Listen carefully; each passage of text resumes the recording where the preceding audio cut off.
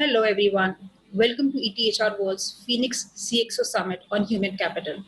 I'm sure you would have an interesting day thus far. We are now moving to the CXO Fireside Chat. And today we have with us the CEO of Ramco Systems, Mr. Virender Aggarwal.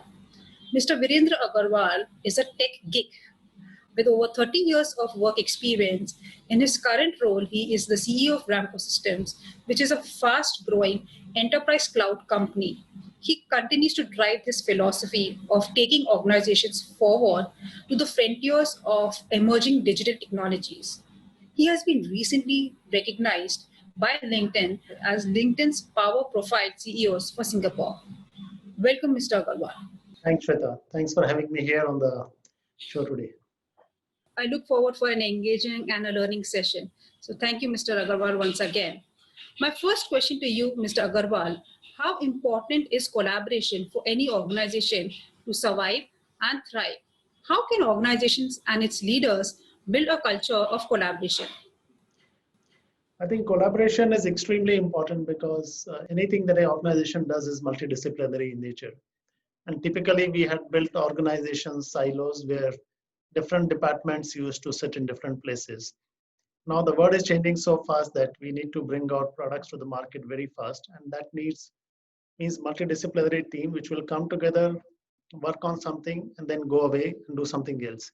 That means people come from different backgrounds, different culture, different departments, work on a problem, and then be disbanded. We call the structure a very flexible structure, almost like an amoeba-like structure, where small organizations come, a small group of people come, solve a problem, and move away. So there is no strict hierarchy. It's teams form and teams disband. So it's essentially all about teams rather than about departments, finance, HR, payroll, various different departments. It's about teams coming together to work on a common problem and resolve. And I think the CEO also plays a big role in this because we need to ensure the environment is right for that to happen. In the sense that, like in our office, nobody has a cabin. There is no corner floor. The concept of management floor and peon serving you and all doesn't go well with the culture of encouraging and mixing with people. So I think it's important that we set the agenda in such a manner that not only the physical attributes, but also the organization recognizes the need for people to come together, work on a problem, and not be bounded by silos of their own departments, teams, and so on and so forth. I agree, Mr. Aggarwal. Thank you so much. My next question to you is, change is the only constant. It is important to embrace change, and that requires a shift in the mindset from fixed thinking to that of embracing change. What are your views on that? Change is very quick in today's world, especially with COVID time. It has maybe become 20 times faster than what it used to be. So we have all learned new ways of working, new ways of interacting with each other, and at least the digital companies seem to be doing better than they were in pre-COVID times. And certain stocks, if you see, have gained massively, while certain stocks have been left behind. I think a lot of importance lies in data science, artificial intelligence going forward. The companies who can exploit the power of data will realize the benefits. Like we can see in geo platforms, people are queuing all over the world to give $1 billion plus to Mukesh Ambani and his team, while other telecom companies in India similarly are languishing. So how you position yourself, how you position the knowledge of all the customer subscribers you have, all the data that you mine will make a difference. So we are in a very fast moving digital world in which time moves at internet speed. And those who can utilize the digital space will thrive, and those who can't will not thrive. So I think the change is upon us. The people who embrace it will profit from it. The people who don't embrace it will die like dinosaurs, and we don't have time to evolve. So evolution has to be in months, not in years. Mr. Aggarwal, my next question is, how can organizations leverage technology to collaborate, improve productivity, and business stability in these challenging times? Yeah, I think it's all about technology because manpower is dispersed everywhere. In fact, people have been stuck on tours and not been able to come back to their own country, respectively. So people are getting married on Zoom and doing yoga classes, various exercises. So that's the level at which things have reached. So technology has enabled all of us to do things which were not possible earlier. And collaboration in office has become a lot more important. We have more video calls than we ever in our lifetime ever had. And things seem to go normal for all the work which doesn't require the physical presence. So if it is services, brain related work, it's pretty much you have a high speed connection, you have good quality cameras, and you're in serious business. And remote working tools and technologies have all sprung up quite rapidly. So people can connect to their corporate network in a very secure manner. The technologies like zero trust network, the technologies like perimeter defense, and so on, are ensuring that you connect to your corporate networks safely and without a risk to your organization. Earlier, you had to be within office to be able to access certain privileged resources of the company. Now you can be anywhere. The banks are working without any people coming to the banks anymore. So for somebody in the banks to be able to access the data so secure from their comfort of their home speaks a lot about the technology that has enabled us to make it happen.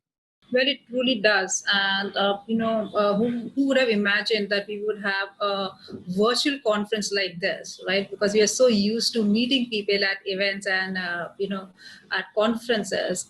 And now we are living in a world where we have these, virtual conferences and events, which is also an opportunity to learn. So thank you so much, Mr. Aggarwal, for sharing your views. So it's been an interesting chat thus far, and what we agree is that it's important to stay curious and adopt an attitude of lifelong learning. What are your thoughts? Learning doesn't stop because the world changes is changing so fast. So learning is a continuous process. Those who don't learn on a regular basis have no future. So I would rather say that notwithstanding the age you are, you have to keep learning. You have to keep upgrading. You have to. It's not necessarily definitely that you need to do a degree or a course or something, but learning becomes a part of your life. Your continuous upgrading become a part of your life, especially in people like us in technology field. There is no other option but to constantly keep learning. For example, a marketing team has is working at 75% less spend and delivering same output that they were doing earlier. So now they have learned to conduct virtual conferences, virtual events with great success, do search engine optimization much better, digital much better. So earlier we were all dependent on more and more physical events, physical conferences, and so on. So as an organization, you need to constantly keep learning newer and newer ways of doing things, newer and newer technology things. And in our field, particularly, we are a technology company.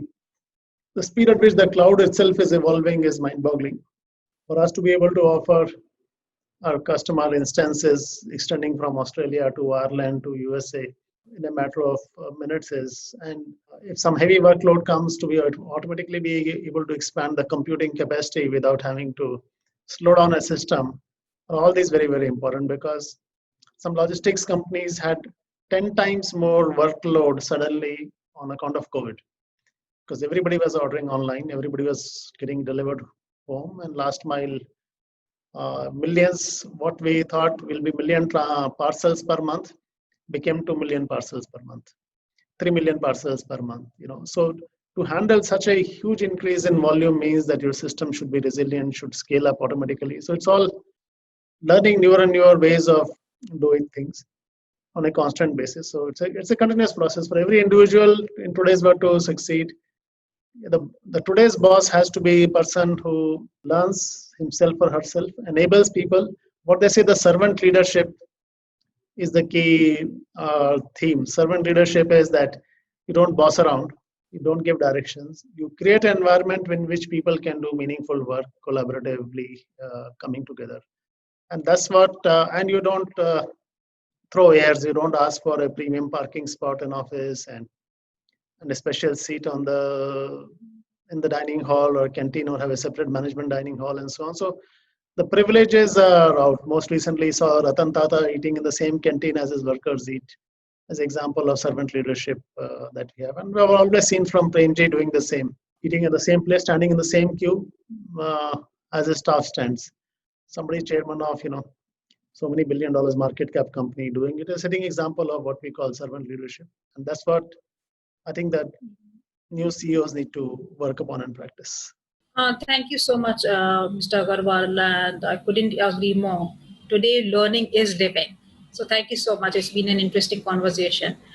Thank you, Mr. Aggarwal. Thank you, ETHR World, for inviting us. It's been a great conversation, and all the best.